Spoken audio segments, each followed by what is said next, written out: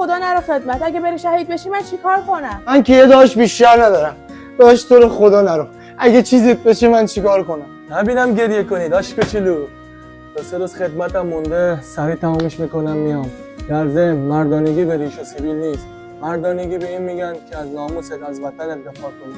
مادر جان یه دستتا بالا بگیر برام دعا کن. 2-3 روزه برگشتم. دیگه هم نبینم گریه کنی داش کوچولو.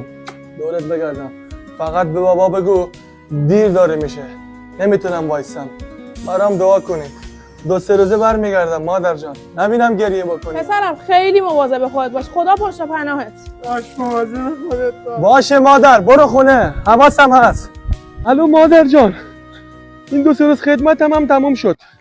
دیدی گفتم نگران نباش. من دارم میام خونه.